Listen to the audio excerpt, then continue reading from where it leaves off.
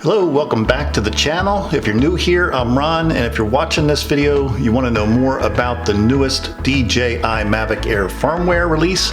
So let's take a look and see what we're getting.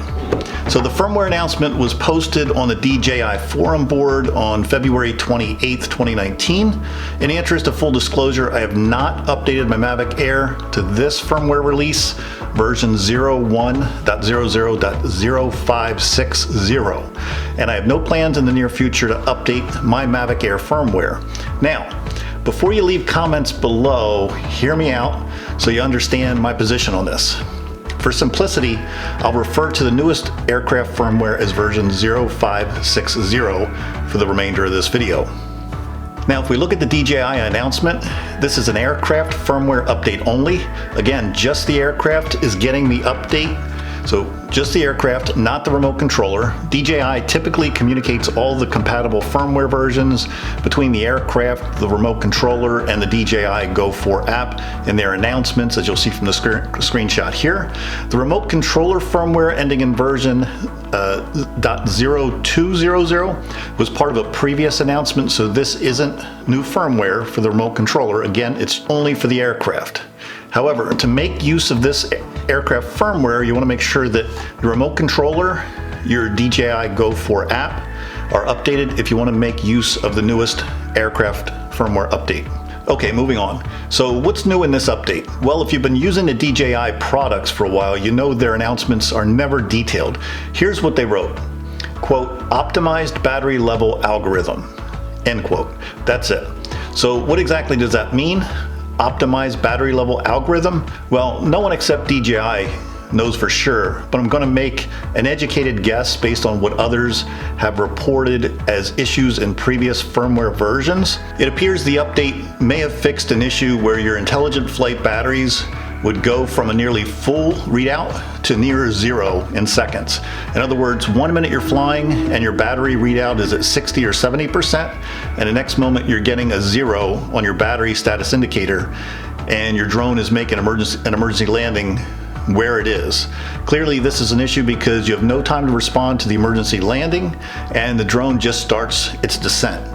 Looking at the DJI Mavic Air manual, when the drone has a critical low battery, it can only support the aircraft long enough to descend from its current altitude and that cannot be canceled. In other words, there's no return to home and it's landing immediately. Now, certainly not a good position to begin with, and if you're over water, it's game over for your Mavic Air. Now, it's unclear if this battery optimization issue reared its ugly head from the last Mavic Air firmware release in September of 2018, which was version 0500, or the one before that released in May of 2018, version 0400. In either case, I've still been running the release dated March 3rd of 2018, version 0300, and not seeing any of the major issues reported in the other firmware updates. Now, to be totally transparent, I have experienced just one issue on the older firmware release. The issue was with the active track, and when I doubled back on the drone while it was in flight, it nearly ran into me. Now, it only happened one time, and based on this, I've decided to avoid doubling back on the drone when it's following me in active track mode in close proximity. I was on my one wheel at the time, and my movements may have been too fast for the Mavic Air to monitor and respond to. So, where does that leave you in regard to this Mavic Air update? Well, unfortunately, I can't give you a concrete black or white answer. I can tell you what I'm doing, and I can make a recommendation to you. For me personally, I'm sticking with the older Mavic Air firmware, as I've been running it for nearly a full year now without issue, except for the one previously noted. Based on my own flying experience and how I fly my Mavic Air, I'm extremely comfortable with the aircraft version currently running.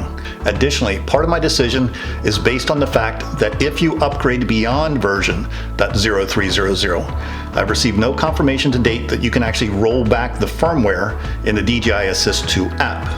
If, however, you've been experiencing issues with your Mavic Air in the past which have prevented you from flying due to safety concerns, you have little to lose by making this firmware update. Let me say that again. You have little to lose by making this firmware update if you're already having problems. Additionally, if you recently bought your Mavic Air, it's probably already on one of the more recent firmware versions, and in this situation I would recommend you update to the newest firmware version, version 0.0560 as well. So, in short, the decision to upgrade firmware is a personal choice based upon the individual and unique circumstances for each flyer. Yes, I know, not exactly what you wanted to hear. Again, I'm not updating, but in certain circumstances, I would recommend you go ahead and make the update, as this version appears, from what I'm reading in the forums, to be the most stable version I've seen in the previous several releases. Now, I didn't want to make a blanket statement saying don't upgrade, as that's not fair. I think in some situations, it's worth upgrading the firmware. Remember, everyone's flying situation's unique. There are many factors that can impact what a person is experiencing.